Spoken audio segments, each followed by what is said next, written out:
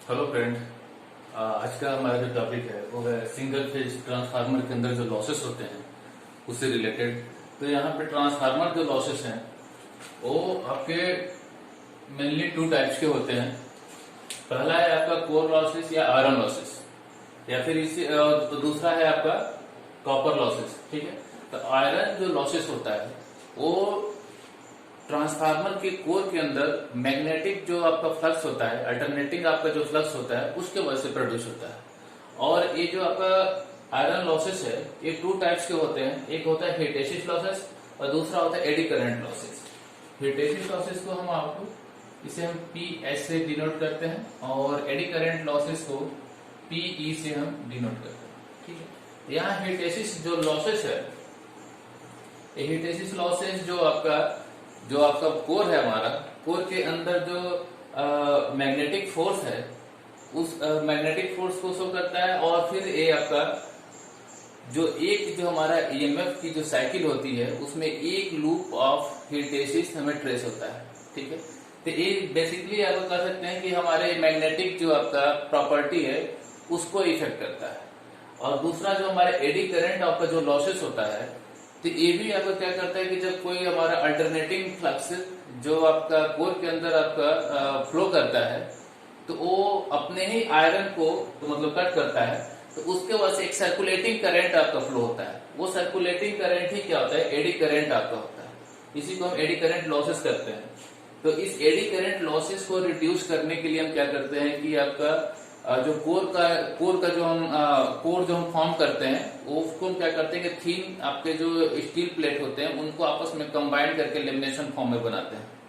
और कोशिश ये करते हैं कि उस जो आपका मटेरियल जो है इसका उसकी रेजिस्टिविटी काफी अच्छी। ठीक है, तो इस तरीके से हम इस एडी करंट लॉसेस को थोड़ा सा रिड्यूस कर सकते हैं।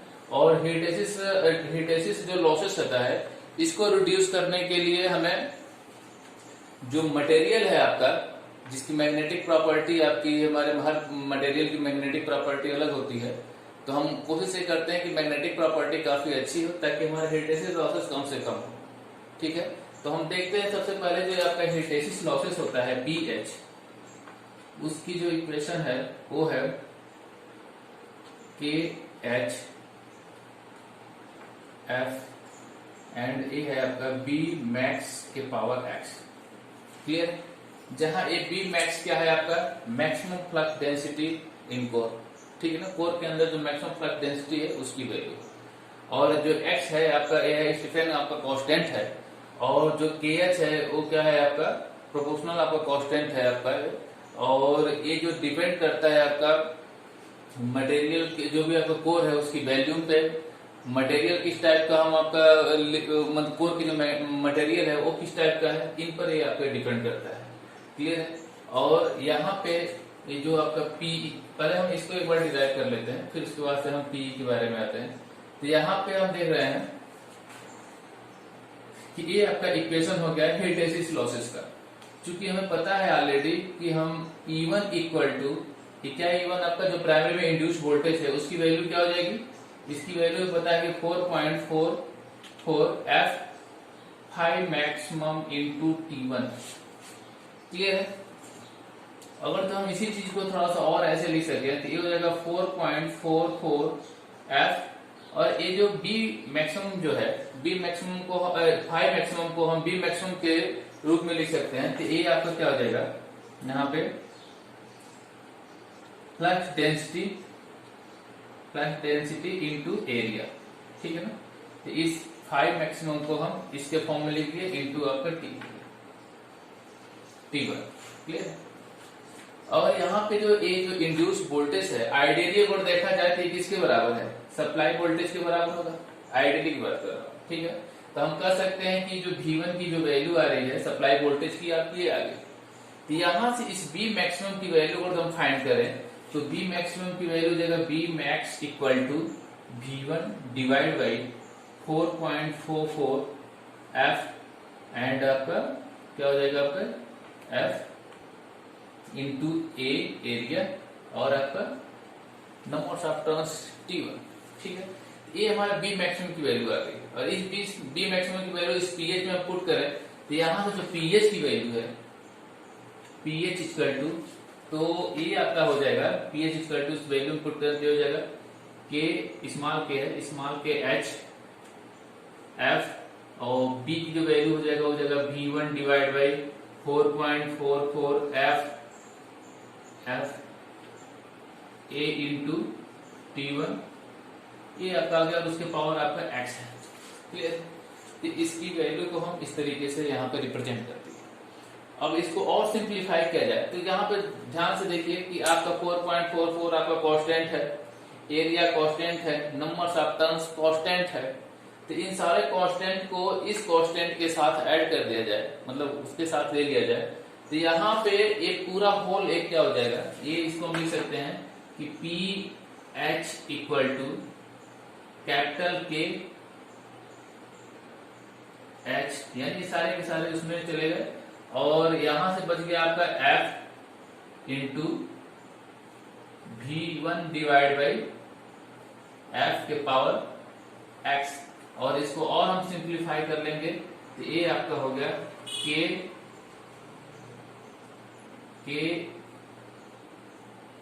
एच, और इसको हम सॉल्व करेंगे तो एफ के पावर 1 माइनस एक्स हो जाएगा। ये जो ये पावर यहाँ पे एक्स आएगा और ऊपर जाएगा तो इसके साथ माइनस में हो जाएगा, तो ये हो जाएगा इतना, और यहाँ पे इंटू V1 के पावर एक्स आ गया। तो हम कह सकते हैं कि जो हमारा ये जो PH है वो प्रोपोर्शनल टू है आपका V1 के पावर x एंड इंटू आपका F के पावर 1 माइनस एक्स, यानी ये आपका जो आपका हिस्टैरिसीस लॉसेस होता है ये डिपेंड कर रहा है आप किस पर, आपका सप्लाई वोल्टेज और फ्रीक्वेंसी जो हम आपका सप्लाई दे रहे हैं उसका, इन दोनों पे आपका हिस्टैरिसीस लॉसेस आपका डिपेंड कर रहा है। और दूसरा मैंने अभी इससे पहले डेफिनेशन की जब इसको बता रहा था तो ये बताया था कि ईएमएफ का जो एक आपका साइकिल होगा उसमें एक लूप ये आपका ट्रेस होता है। मतलब ये है कि अगर जो हमारा एक साइकिल आपका है तो इसी में एक जो आपका ये लूप है, ये जो लूप आपका होगा जब आपका इस तरीके से जाएगा तो ये आपका इस तरह यहाँ से यहाँ हुआ यहाँ तक ले, जब ये नीचे आया तो ये चीज आपका यहाँ आ जाएगा, फिर आपका निगेटिव से जब जा रहा है तो ये ऐसे होते हुए ये एक आपका एक साइकिल में एक आपका लूप आपका ट्रेस होता है हिस्टैरिसीस लूप। ठीक है, तो ये हो गया आपका हिस्टैरिसीस लूप जो है हमारा हिस्टैरिसीस लॉसेस, ये आपका डिपेंड किस पर कर रहा है, सप्लाई वोल्टेज और आपका सप्लाई फ्रीक्वेंसी पे। और जहाँ एक्स क्या है, एक्स आपका जो आपका स्टेफन कांस्टेंट है और इसकी वैल्यू जो होती है ये आपका 1.3 से 1.5 के बीच में लाई करता है, और जो नहीं भी दिया हो तो इनके बीच में कोई वैल्यू हम पुट करके रख सकते हैं। तो ये तो आ गया आपका हिस्टैरिसीस लूप का। और एडी करंट के लिए क्या है, एडी करंट की जो वैल्यू है उसको हम कैसे देखेंगे, पी ई की जो वैल्यू हो जाएगी ये है आपका के, इसको के ई से डिनोट करते हैं, स्मॉल के रहेगा, इसको स्मॉल के रहेगा, और ए आपका हो जाएगा एफ स्क्वायर बी मैक्स का होल स्क्वायर, और यहाँ पे हम वैल्यूम और आपका ये टी दोनों होता है। वैल्यूम क्या होती है उसकी, कोर की वैल्यूम, और ये टी थिकनेस को रिप्रेजेंट करता है। ठीक है, तो यहाँ पे हम इसको, और एक के अगेन आपका क्या हो जाएगा, उसका प्रोपोर्शनल कांस्टेंट हो जाएगा, और ये क्या कहते हैं, अब उसके बाद से हम इसको फाइंड करेंगे तो हमें जो वैल्यू आपकी भी की वैल्यू आ रखा है, जहां से हम ये वाला बी मैक्सिमम की वैल्यू है, इस बी मैक्सिमम की वैल्यू को हम यहाँ पुट कर दें इसमें, तो यहां से आपका ये वैल्यू आ जाएगी, इसकी आ जाएगी कितना, के ई एफ स्क्वायर, और यहाँ पर अगेन हमने पुट कर दिया V1 divide by 4.44 F five मैक्ने ए इंटू T1 और का whole square into V into T. Clear है, अगेन ये जो V इंटू वैल्यूम हुआ, थिकनेस हुआ 4.4, एरिया हो गया, और ये आपका नंबर्स ऑफ टर्न्स है, एक कांस्टेंट वैल्यू है, मतलब ये आपका जस्ट ये आपका एक फिक्स वैल्यू हो गया। कोर का अगर डिजाइन कर दिया गया है तो वैल्यूम आपका फिक्स हो गया, थिकनेस जो उसके अंदर है वो हमारी फिक्स हो गई, नंबर्स ऑफ टर्न्स एक बार जो हमने बाउंड कर दिया वो सब फिक्स है, तो इसलिए कांस्टेंट वैल्यू है उसको हम ई के साथ लेके चलेंगे, तो ये आपका ये यहाँ पे से जो आपका पी ई की जो वैल्यू है वो हो जाएगा आपका कैपिटल के ई एफ स्क्वायर भी 1 डिवाइड बाई एफ का होल स्क्वायर। यहां से दिख रहा है कि एफ स्क्वायर से एफ स्क्वायर कट जाएगा, यहाँ पे भी स्क्वायर आ जाएगा। तो यहां से कह सकते हैं जो पी आपका ई है वो प्रोपोर्शनल टू केवल आपका सप्लाई वोल्टेज के स्क्वायर के प्रोपोर्शनल होगा। क्लियर? तो एडी करंट लॉसेस अपना हमेशा इस सप्लाई वोल्टेज के प्रोपोर्शनल आता है, और जो आपका हिस्टैरिसीस लॉसेस होता है वो अपने सप्लाई वोल्टेज के प्रोपोर्शनल और आपका फ्रीक्वेंसी के प्रोपोर्शनल होता है। यहाँ ये दिख रहा है कौन सा है आपका, ये आपका है आयरन लॉसेस। तो आयरन लॉसेस में दोनों के लिए यानी एडी करंट और हिस्टैरिसीस दोनों के लिए ये क्या दिख रहा है कि ये दोनों के दोनों लॉसेस अपने सप्लाई वोल्टेज के प्रोपोर्शनल है। और वही जब हम आपका कॉपर लॉसेस की बात करेंगे, अब तो हमने क्या कर दिया, ट्रांसफार्मर के दो आपके लॉसेस हो गए, iron losses, copper losses. Iron losses के दो पार्ट, हिस्टैरिसीस लॉसेस एंड आपका एडी करंट लॉसेस। और हिस्टैरिसीस लॉसेस को हमने देखा कि किस पर डिपेंड कर रहा है, एडी करंट हमारा किस पर डिपेंड कर रहा है, यहां तक हमने देख लिया। अब इसके बाद से आता है आपका कॉपर लॉसेस। तो कॉपर लॉसेस के लिए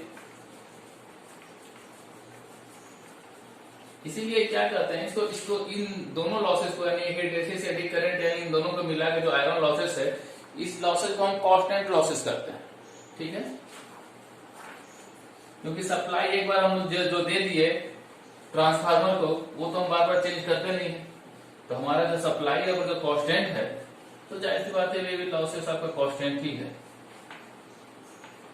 लेकिन यही देखते हैं हम कॉपर लॉसेस के अंदर। तो कॉपर लॉसेस में अब इस कॉपर लॉसेस को हम देखा जाए,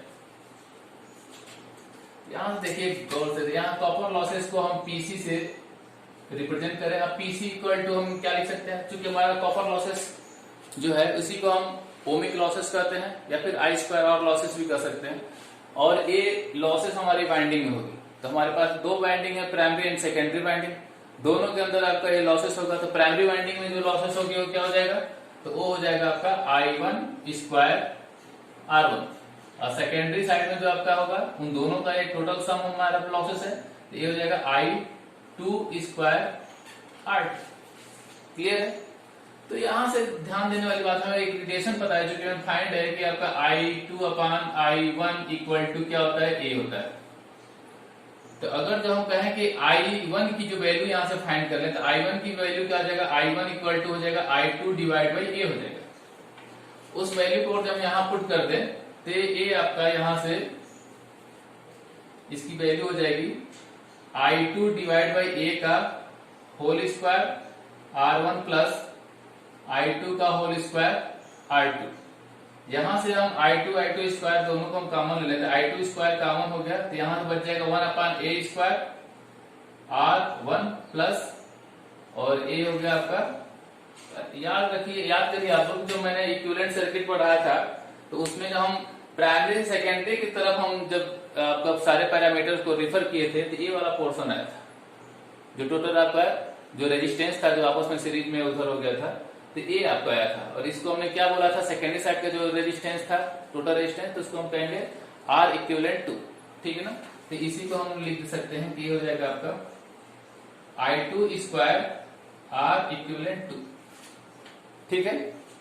सिमिलरली जैसे कि हमने यहाँ पे I1 को चेंज कर दिया I2 अपान A में, इसी तरीके से हम इसको ऐसे रहने दें। अब यहाँ पे हम इसको क्या कर सकते हैं, I2 क्या लिख सकते हैं, A इंटू I1।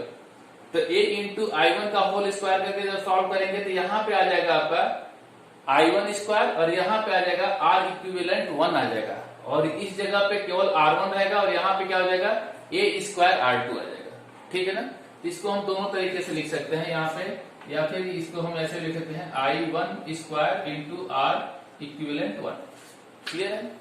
तो हम ये जो लॉसेस है इसमें हमारा क्या ध्यान देने वाली बात है कि ये जो लॉसेस है वो डिपेंड किस पर कर रहा है, आपका किसके प्रोपोर्शनल है, I स्क्वायर पे। ठीक है? तो यानी करंट पर आपका डिपेंड कर रहा है। करंट का मतलब यह है कि जैसे जैसे लोड आपका ज्यादा या कम होगा, करंट की वैल्यू भी ज्यादा या कम होगी, या फिर लोड का नेचर बदलेगा, यानी रेजिस्टिव, इंडक्टिव, कैपेसिटिव, तो इसका नेचर भी बदलेगा। तो नेचर से तो लेन देना देना है, लेकिन लोड के बढ़ने या घटने से ये I2 की वैल्यू बढ़ या घट रही है। तो ऐसे होने की वजह से क्या होगा कि ये हमारा जो कॉपर लॉसेस है ये भी आपकी वेरी करेगी। तो इसलिए इस लॉसेस को वेरिएबल लॉसेस कहते हैं। तो कॉपर लॉसेस वेरिएबल लॉसेस कहलाता है और आयरन लॉसेस कांस्टेंट लॉसेस होता है। इसमें हमने देखा कि ये जो आपका P आपका I है वो प्रोपोर्शनल टू V है, सप्लाई वोल्टेज, और यहाँ पे हम देख रहे हैं कि जो PC है वो प्रोपोर्शनल टू I स्क्वायर है, और ये भी वोल्टेज के प्रोपोर्शनल है और ये आपका करंट के प्रोपोर्शनल है। तो कुछ बुद्धिजीवी जो हमारे गुरुजन लोग हैं या फिर वो लोग कहते हैं क्या कि चूंकि ये आपका कॉपर लॉसेस जो है, कोर लॉसेस या आयरन लॉसेस वोल्टेज पे डिपेंड कर रहा है और कॉपर लॉसेस आपका करंट पे डिपेंड कर रहा है, इसीलिए ट्रांसफार्मर की जो रेटिंग रखी जाती है वो केवीए में रखी जाती है। तो ये तो हो गया आपका इस लॉसेस के बारे में। तो ये हमारे पास ट्रांसफार्मर का लॉसेस आ गया। तो देखते हैं कि how to find these two losses using आपका ट्रांसफार्मर टेस्ट। ठीक है, तो नेक्स्ट टॉपिक है आपका ट्रांसफार्मर टेस्ट। तो सबसे पहला जो आपका टेस्ट है वो है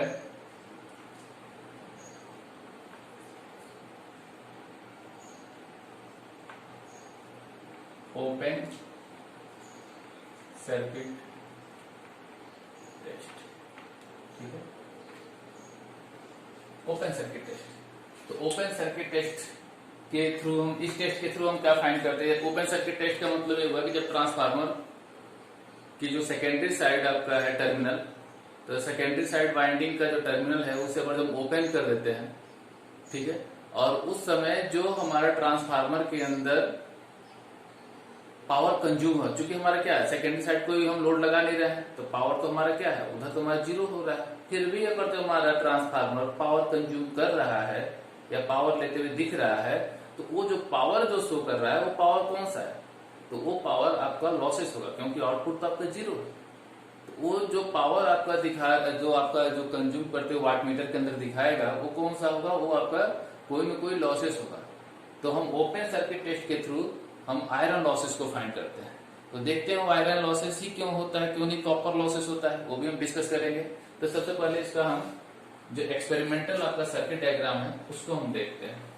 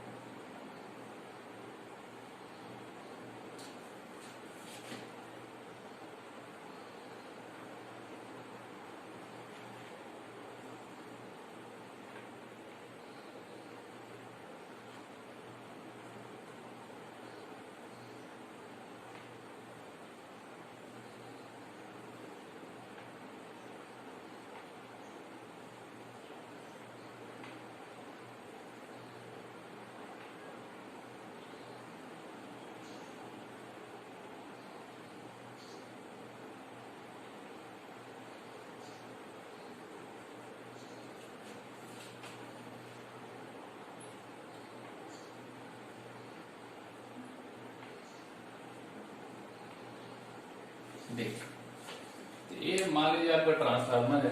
तो ट्रांसफार्मर की जो एक प्राइमरी वाइंडिंग के जो दो आपके पॉइंट्स हैं, टर्मिनल्स हैं, ऐसे ही आपका सेकेंडरी साइड के दो टर्मिनल्स है। तो सेकेंडरी साइड के जो टर्मिनल्स है उसको ओपन हम छोड़ देंगे, और प्राइमरी साइड के साइड हम आपका इक्विपमेंट लगा रहे हैं। तो ये आपका है वाट मीटर, ये मीटर, कितना करंट आपका हम सप्लाई दे रहे हैं उसके लिए ये आपका करंट हो गया, कितनी सप्लाई जा रही है उसको मेजर करने के लिए हमने वोल्ट मीटर कनेक्ट कर रखा है, और सप्लाई जो आ रही है वो सिंगल फेज आपकी एसी सप्लाई हम इसको दिया जा रहा है थ्रू आपका ऑटो ट्रांसफार्मर। अगर हम सिंगल फेज ट्रांसफार्मर की ओपन सर्किट टेस्ट की बात करें तो हम चाहें तो इसको हम डायरेक्ट सप्लाई दे सकते हैं, इस आपका ऑटो ट्रांसफार्मर की जरूरत नहीं पड़ेगी, लेकिन फिर भी हम अपने सेफ के लिए इसको हम लेके चलते हैं, इसे ऑटो ट्रांसफार्मर थ्रू हम सप्लाई दे रहे हैं। ठीक है, अब यहाँ पे क्या होगा कि जब ए टर्मिनल आपका ओपन होगा तो ओपन होने की वजह से आपका इधर क्या होगा, ये I2 की जो वैल्यू क्या होगी, जीरो। सारा प्रोसेस होगा, यहाँ पे E1 आपका इंड्यूस होगा, यहाँ पे आपका E2 इंड्यूस होगा, जैसे कि मैंने आपका फर्स्ट आपका जो वीडियो में एक्सप्लेन कर रखा था वर्किंग प्रिंसिपल, सारा कुछ आपका वही होगा। लेकिन जब यहाँ पे लोड कनेक्टेड नहीं होगा तो I2 की वैल्यू क्या आ जाएगी, 0 हो जाएगी। ठीक है, तो या अभी तो मैं थोड़ा सा उसको दूर रुकते हैं, हम आते हैं अब यहाँ पे कि ये जो वाइंडिंग है वो हमारे किस साइड होनी चाहिए। यहाँ पे देख रहे हैं नंबर्स ऑफ टर्न्स कम है, यहाँ नंबर्स ऑफ टर्न्स ज्यादा है। जिधर नंबर्स ऑफ टर्न्स कम है उधर कम वोल्टेज होगा, और जिधर नंबर ऑफ टर्न्स ज्यादा होगा वहां पे ज्यादा वोल्टेज होगा। तो चूंकि हमें आइडियली क्या होता है कि जो पावर होता है वो पावर आपका ट्रांसफर नहीं होता है, केवल हमारा वोल्टेज आपका ट्रांसफर हो रहा है। तो वोल्टेज आपका लो से आपका हाई हो रहा है यहाँ पे, लेकिन पावर आपका सेम है। तो पावर हमारा सेम कब हो सकता है कि जब यहाँ पे वोल्टेज कम होगा तो करंट ज्यादा रहे, और जब यहाँ पे वोल्टेज ज्यादा होगा तो करंट कम हो, ताकि दोनों तरफ पावर सेम बैलेंस में रहे। क्लियर। तो अब यहाँ पे जो हमारा जो इंस्ट्रूमेंट या सप्लाई जो हम लगाते हैं, जो प्राइमरी साइड वाइंडिंग होती है, वो हमेशा हम किसको लेके चलते हैं, लो वोल्टेज को लेके चलते हैं। यहाँ पे वोल्टेज क्या है, लो है, लो वोल्टेज साइड लेके चलते हैं। और एक क्या है, हाई वोल्टेज साइड है आपका। तो हाई वोल्टेज साइड को हम ओपन रखते हैं, और लो वोल्टेज साइड के थ्रू हम आपका सप्लाई देते हैं, और जो भी आपका इंस्ट्रूमेंट है उसके थ्रू लगाते हैं। अब इनका रीजन क्या है कि low voltage side and high voltage side हम क्यों ले रहे हैं, क्योंकि ये है कि I2 की वैल्यू 0 होने की वजह से यहाँ पे काउंटर बैलेंसिंग जो करंट है उसकी वैल्यू क्या हो जाएगी, 0। जैसे कि मैंने आप लोग को याद करिएगा, पहले ही बताया था कि जो I1 होता है वो किसके बराबर होता है, I0 प्लस I1 डैश। और I1 डैश जो है वो डिपेंड करता है किस पर, आपका I2 पे। तो जब I2 की वैल्यू 0 है तो इसकी भी वैल्यू क्या हो जाएगी, लगभग 0। और याद करिए कि मैंने एक बार बताया था आप लोगों को शुरू में कि ये 10 एम्पियर आपका करंट है, और ये आपका 0.3 है, और प्लस ये आपको कितना है, 9.7 है। तो जब ये पोर्शन 0 हो गया तो ये आपका 9.70 हो गया, तो अब हमारा I1 की वैल्यू किसके बराबर होगी, I0 के बराबर। और I0 की वैल्यू क्या है, बहुत कम है। तो बहुत कम करंट होगा, तो यदि अगर जो हम इंस्ट्रूमेंट इधर लगाते हैं तो ये जो एमीटर है वो उस रेंज की नहीं हो पाएगी कि उस स्मॉल वैल्यू को मेजर कर सके। तो अगर तो हम लो वोल्टेज साइड की तरफ इस इंस्ट्रूमेंट को लगाएंगे, तो लो वोल्टेज साइड का मतलब क्या है, वोल्टेज कम है तो इधर करंट थोड़ा सा ज्यादा होगा। तो वो ज्यादा करंट होने की वजह से ये आपका नो लोड करंट को ये मीटर इजिली आपका मेजर कर सकता है। ठीक है, और कितनी सप्लाई दे रहे हैं उसके लिए मेजर करने के लिए वोल्ट मीटर है। अब बात करते हैं ये जो आपका वाट मीटर है। वाट मीटर क्या करता है कि जो भी हम सप्लाई दे रहे हैं तो कितना आपका जो भी आपका इंस्ट्रूमेंट है वो आपका कितना पावर आपको कंज्यूम कर रहा है उसकी वैल्यू को शो करता है। तो चूंकि आपका आउटपुट तो है नहीं, यहाँ पे लोड तो लगा नहीं है, आउटपुट 0 है। तो जब इनपुट दे रहे हो आउटपुट 0, तो जाहिर सी बात है ये जो किसको दिखा रहा है, लॉसेस को दिखा रहा है। अब हमारे पास लॉसेस दो भाग में पड़ चुके हैं, एक है आपका आयरन लॉसेस, दूसरा है हमारा कॉपर लॉसेस। तो ये कॉपर लॉसेस ये क्यों नहीं होगा उसके लिए भी मैं बता देता हूं। तो देखिए यहाँ I2 की वैल्यू 0 है। जब I2 की वैल्यू 0 है तो सबसे मेजर इस I1 का सबसे जो मेजर पार्ट है आपका I1 डैश है, और I1 डैश की जो वैल्यू है वो सबसे ज्यादा है, और वही 0 इसके चूंकि ये 0 होने के बाद से ये भी आपका काउंटर बैलेंसिंग करंट नहीं होगा। जब काउंटर बैलेंसिंग करंट नहीं होगा तो एक पोर्शन क्या होगा, ये भी 0 हो गया। तो जो आपका अब बचा हमारा क्या, I0 की वैल्यू क्या है, 0.3। अगर 0.3 अगर इस प्राइमरी वाइंडिंग के अंदर जो रेजिस्टेंस होगा उसके अंदर अगर जो उससे फ्लो होकर जाता भी है तो जो ओमिक लॉसेस होगा कितना होगा, I0 का होल स्क्वायर इंटू R। और I0 की जो वैल्यू है वो क्या है, 0.3 का होल स्क्वायर करेंगे तो 0.09 हो गया। और रेजिस्टेंस की वैल्यू भी बाय द वे अगर हमारा 1 से कम है तो आपका 0.000 समथिंग आ जाएगा, यानी बहुत कम वैल्यू आ जाएगी।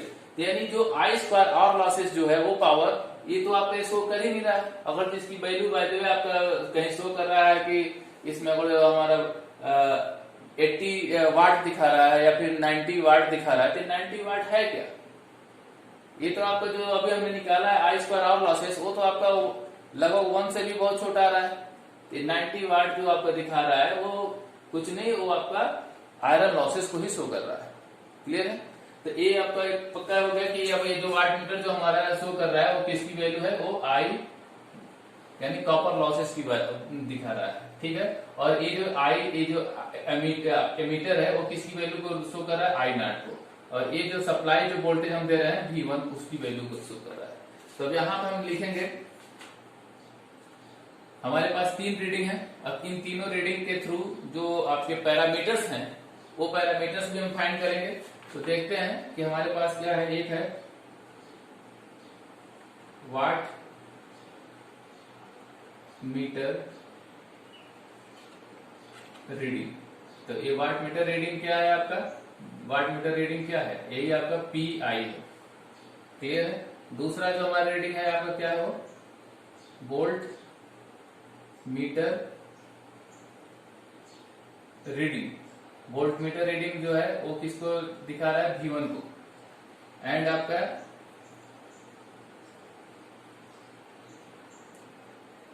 एमीटर रीडिंग किसको शो कर रहा है, I नॉट, क्लियर है। इन तीनों रीडिंग के हेल्प से हम आपका, ये तो आपका जाहिर सी बात है जो W है किसको दिखा दिया है, ये आपका आयरन लॉसेस है।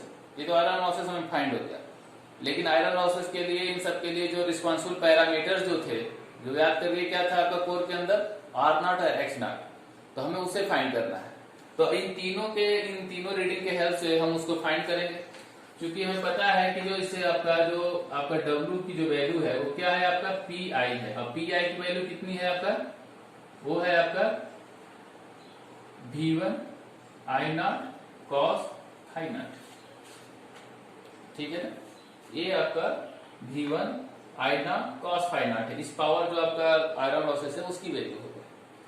अब यहाँ पे क्या हो रहा है, थोड़ा सा हम पीछे आपका रिकॉल किया जाए तो हमें पता है कि जो I नॉट की जो वैल्यू है वो क्या होती है, I नॉट की वैल्यू होती है अंडर रूट ऑफ IW का whole square plus I mu का होल स्क्वायर, क्लियर है। और यहाँ पे आपका IW की जो वैल्यू है, उस IW की वैल्यू को हमने क्या लिखा था कि ये I not cos phi not था, क्लियर है। और आपका I म्यू की जो वैल्यू थी वो क्या थी आपकी I naught sine phi naught. ये चीज हमें पता है पहले से, ठीक है। तो यहाँ पे देखिए ये जो I not cos phi not है वो किसकी वैल्यू है, IW की। तो उस वैल्यू को अगर हम यहाँ पे पुट करते हैं तो ये हो जाएगा PI equal to V1 IW। यहाँ पे PI क्या है, वाट मीटर का रीडिंग है, V1 क्या है, वोल्ट मीटर का रीडिंग है। इन दोनों रीडिंग को यहाँ से हम मेजर करके और इनको आपस में डिवाइड कर दिया जाए तो क्या फाइंड हो जाएगा, IW। तो यहां से आपका निकल जाएगा IW की वैल्यू। IW की वैल्यू क्या हो जाएगा, PI divide by V1, clear है। जब एक बार IW निकल गया तो फिर उसके बाद से हम क्या निकाल लेंगे आपका I म्यू, क्लियर है। तो यहाँ पे I म्यू की वैल्यू क्या हो जाएगी, I म्यू इक्वल टू, यहां पे देखिए I नॉट क्या है, I नॉट एमीटर का रीडिंग है, IW की रीडिंग को हमने यहां से फाइंड कर लिया। अब बचा क्या आपके पास I म्यू। तो I म्यू की जो वैल्यू है वो हम कैसे फाइंड करेंगे, तो I म्यू इक्वल टू हो जाएगा under root of I naught का होल स्क्वायर माइनस IW का होल स्क्वायर। तो इसके थ्रू हमारा ये वैल्यू फाइंड कर लिए और उससे पहले ये दोनों वैल्यू हमने फाइंड कर लिए। जब आपका IW और I म्यू हम फाइंड कर लेंगे तो हम आपका R नॉट और X नॉट फाइंड करेंगे। याद करिए आप लोग ध्यान से, यहीं भी बना देता हूं। देखिए जब हम इक्विवेलेंट सर्किट बनाते हैं तो उसमें जो iron component current, iron component आपका और मैग्नेटिक कंपोनेंट आपका जो वैल्यू ये सब आती है पैरामीटर्स, तो ये कुछ इस तरीके से होगा, आपको याद होगा। जहां पे सप्लाई वोल्टेज यहाँ पे V1 होता था, इसके अंदर IW करंट और इसके अंदर आपका I म्यू करंट होता था। यहाँ ये आपका R नॉट है और ये आपका X नॉट है। आगे बाकी का सर्किट और है तो उससे मतलब नहीं है, क्योंकि हमें क्या फाइंड करना है, R नॉट और X नॉट की वैल्यू। तो दिख रहा है कि अगर जो IW की वैल्यू हमें पता हो और V1 जो आपका सप्लाई वोल्टेज की वैल्यू पता हो तो हम R नॉट की वैल्यू निकाल सकते हैं, क्योंकि V1 क्या है, इन दोनों के लिए पैरेलल वोल्टेज है, दोनों के लिए सेम वोल्टेज है। तो यहां से जब एक बार हमें V1 पता है आई डब्ल्यू और आई म्यू हम फाइंड कर लिए, तो आर नॉट और एक्स नॉट की वैल्यू फाइंड कर लेंगे। तो फ्रॉम दिस, इस वाले सर्किट के अंदर हमारा वोल्टेज क्या है, V1 और करंट आई डब्ल्यू है, तो आर नॉट की वैल्यू क्या हो जाएगी, आर नॉट इक्वल टू हो जाएगा V1 डिवाइड बाई आपका आई डब्ल्यू। क्लियर है। और x1 की, x नॉट की वैल्यू क्या हो जाएगी, x नॉट का, इसके क्रॉस वोल्टेज आपका V1 है और आई म्यू की वैल्यू हमने यहां से फाइंड कर ही लिया है, तो अब इन दोनों पे डिवाइड कर देंगे तो x नॉट की वैल्यू में फाइंड हो जाएगा। या x नॉट की जो वैल्यू हो जाएगा आपका V1 डिवाइड बाई आपका आई म्यू। क्लियर है। इसी पैरामीटर को फाइंड करना होता है न्यूमेरिकल में। सेम मैं आपको बता रहा हूं, न्यूमेरिकल में दिया रहेगा कि ट्रांसफार्मर है 50 हर्ट्ज से इतना रेटिंग, इतना बाई इतना, ये सारा कुछ दिया होगा। और उसके the transformer at open circuit test है द फॉलोइंग पैरामीटर्स। V1 आपका इसकी वैल्यू, वोल्टमीटर का रीडिंग दिया होगा, वाटमीटर का रीडिंग, एमीटर का रीडिंग, ये तीनों चीज दिया होगा। अब हमें आर नॉट और एक्स नॉट को फाइंड करना होगा। जिस तरीके से मैं लाइन बाय लाइन चला हूं वैसे ही आप चलिए और आप आर नॉट और एक्स नॉट की वैल्यू फाइंड करोगे। ये आपका आधा क्वेश्चन हो जाएगा उसका, क्योंकि उसी क्वेश्चन में आपका शॉर्ट सर्किट टेस्ट का भी पैरामीटर, उसकी भी हेल्प से पैरामीटर हम फाइंड करना होगा। ठीक है ना। तो ये हो गया आपका ओपन सर्किट टेस्ट। क्लियर है। अब उसके बाद से हम आते हैं शॉर्ट सर्किट टेस्ट। ठीक है।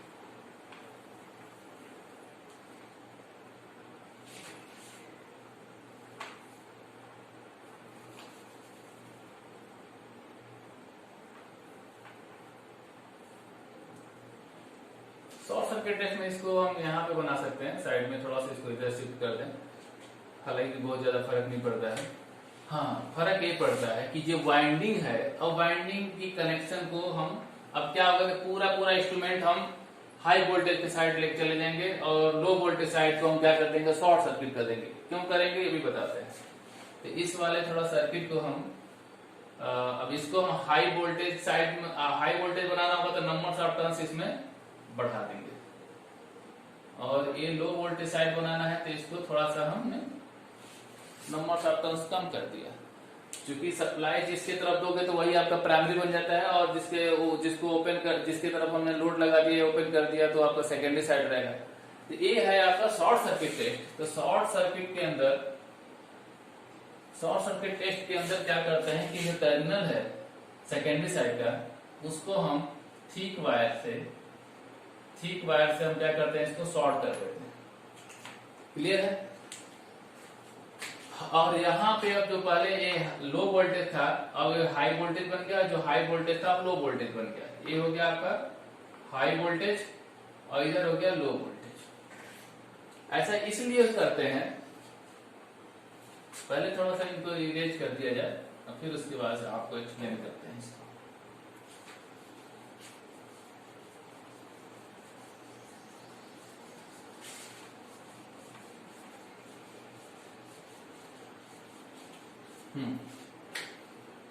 अब इसमें देखिए, इस टेस्ट में हम इसको low voltage, high voltage side है, इसको low voltage side. Low voltage side में हम क्या कर देते हैं, वो सेकेंडरी साइड का होता है लो वोल्टेज साइड, और उसको जो सेकेंडरी साइड का टर्मिनल है उसे थिक वायर से हम शॉर्ट कर देते हैं। और जो आपका हाई वोल्टेज साइड आपका प्राइमरी वाइंडिंग बन जाता है, और इसी के क्रॉस सारे इंस्ट्रूमेंट हम आपका कनेक्ट करते हैं।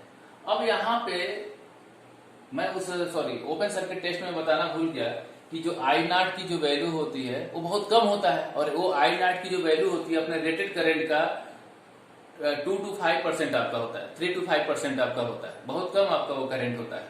ठीक है। अब यहाँ पे हम बात करते हैं, तो अब देखिए जो शॉर्ट सर्किट टेस्ट है, तो शॉर्ट सर्किट टेस्ट हमारा, इसके थ्रू हम आपका कॉपर लॉसेस फाइंड करते हैं।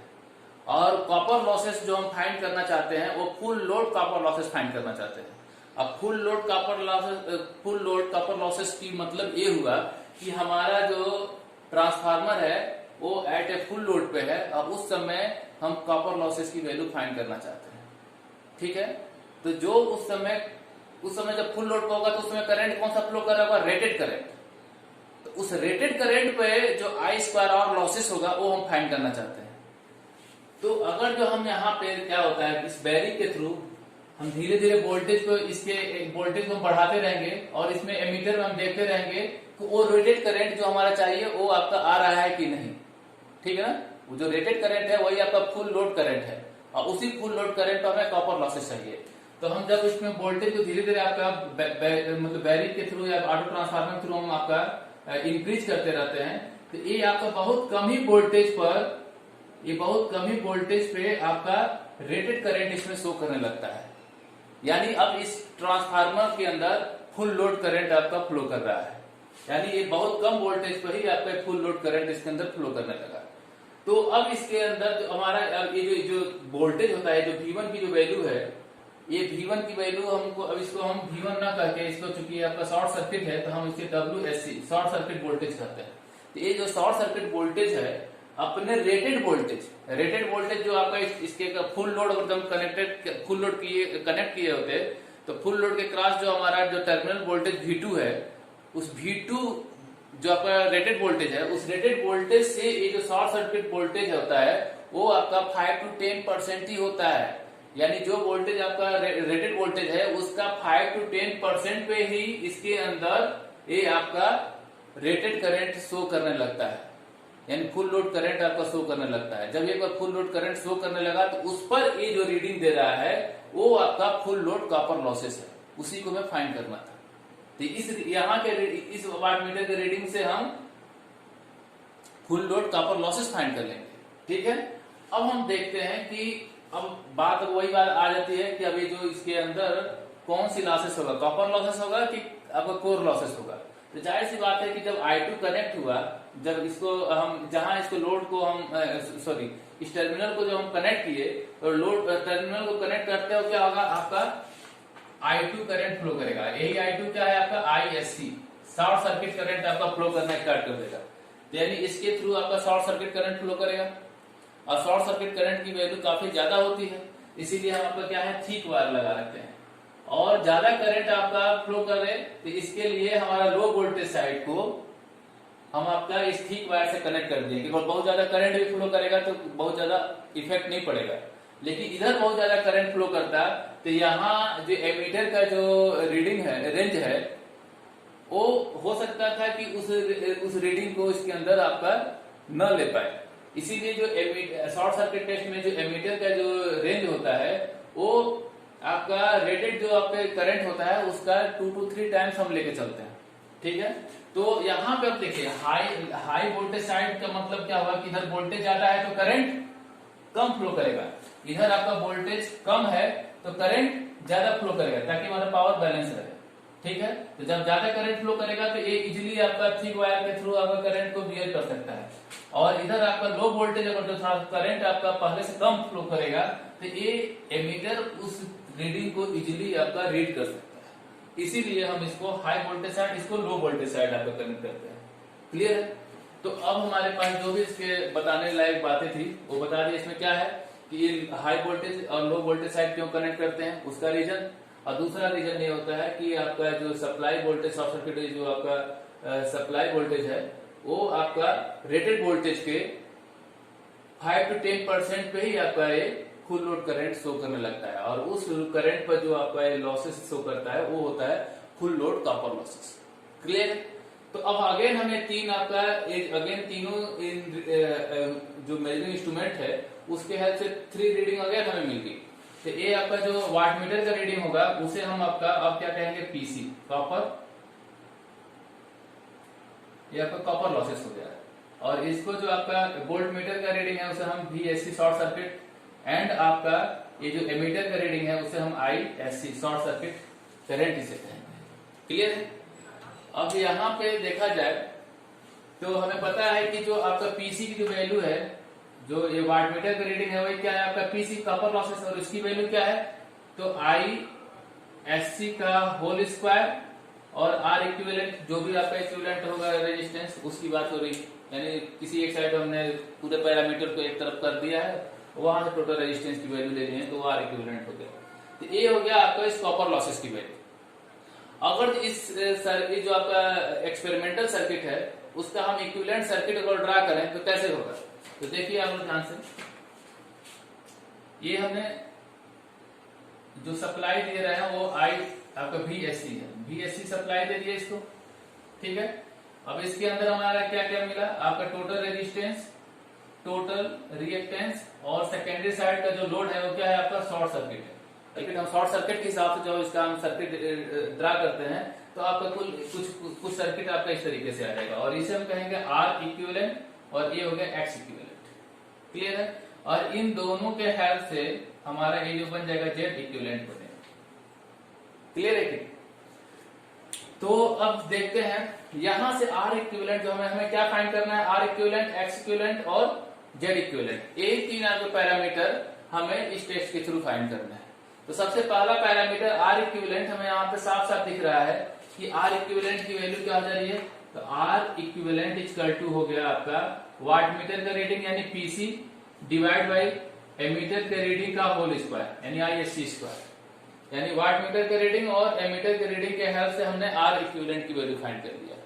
और यहाँ पे देखिए अगर इस सर्किट में हमारा जो करंट है वो मान लीजिए आपका आईएससी है, मान के लीजिए वही है आईएससी है और ये VSC है, तो जेड इक्विवेलेंट की वैल्यू क्या हो जाएगा, VSC divide by ISC. VSC क्या है वोल्टमीटर का रीडिंग, आईएससी क्या है एमीटर का रीडिंग। इन दोनों को डिवाइड कर रहे हैं तो हम इस सर्किट का इम्पीडेंस फाइंड कर ले रहे हैं। तो यहां से आपका आ गया जेड इक्विवेलेंट की वैल्यू वो क्या हो जाएगा VSC divide by ISC. Clear है। और दूसरा हमारा ये पता है कि जो जेड इक्विवेलेंट है उसकी वैल्यू और दूसरी क्या है under root of R equivalent का whole square plus X equivalent का होल स्क्वायर। तो यहां से ए वैल्यू और ए वैल्यू दो वैल्यू हमने फाइंड कर लिया है। तो हमारा आर और जेड हमें फाइंड है तो हमारा एक्स की वैल्यू भी हम फाइंड कर सकते हैं। यानी हमने जेड फाइंड कर लिया, आर फाइंड कर लिया, बचा क्या आपका एक्स इक्विवेलेंट। तो उसको हम यहां से फाइंड कर लेंगे। यहां से आपका एक्स इक्विवेलेंट की वैल्यू क्या आ जाएगा under root of Z equivalent का whole square minus R equivalent का होल स्क्वायर। इसके हेल्प से हम तीनों आपका आर जेड और एक्स इसकी वैल्यू फाइंड कर सकते हैं। ठीक है। सपोज करिए कि सारे के सारे आपके प्राइमरी साइड आपका रहता, सारे के सारे पैरामीटर प्राइमरी साइड होता तो हम ऐसे क्या लिखते हैं R equivalent 1, X equivalent 1, Z equivalent 1। Clear है। तो ये सारे के सारे मान लीजिए आर इक्विवेलेंट 1, जेड इक्विवेलेंट 1 और ये भी आपका एक्स इक्विवेलेंट 1 हमने फाइंड कर दिया। अगर तो ये कहे कि हमें सेकेंडरी साइड इसके पैरामीटर फाइंड करके बताओ तो सेकेंडरी साइड के लिए हमें रिलेशन में पता है कि जब ये प्राइमरी से सेकेंडरी की तरफ जाता है, प्राइमरी से आपका ये सेकेंडरी की तरफ चला जाता है तो क्या होता है कि ये जो पैरामीटर्स हैं यानी हमारा क्या हो जाएगा आर इक्विवेलेंट 2 आपको क्या हो जाएगा 1/a² आर इक्विवेलेंट 1। जो आर इक्विवेलेंट 1 की वैल्यू आई है उसे 1/a² से हम क्या करते हैं मल्टीप्लाई कर दें तो वो आपका 1/a² से मल्टीप्लाई करते रहे तो आर इक्विवेलेंट 2 की वैल्यू आ जाएगी। ऐसे ही हम एक्स इक्विवेलेंट 2 की वैल्यू फाइंड करेंगे तो 1/a² और ये हो जाएगा एक्स इक्विवेलेंट 1। ऐसे जेड इक्विवेलेंट 1 की वैल्यू फाइंड करना होगा तो 1/a² और जेड इक्विवेलेंट 1। तो ये आपका प्राइमरी साइड के जितने भी पैरामीटर फाइंड हुए थे उसको सेकेंडरी साइड के पैरामीटर के फॉर्म में भी हम कन्वर्ट कर सकते हैं। जहां पे आपका ए की वैल्यू क्या है ये ट्रांसफार्मर रेशियो और वो आपके क्वेश्चन में गिवन रहता है। ठीक है। तो हम इस तरीके से open circuit test and short circuit test हम फाइंड करेंगे। आगे के लिए जो हम पढ़ेंगे वो होगा आपका इफिशियंसी। ठीक है। ओके।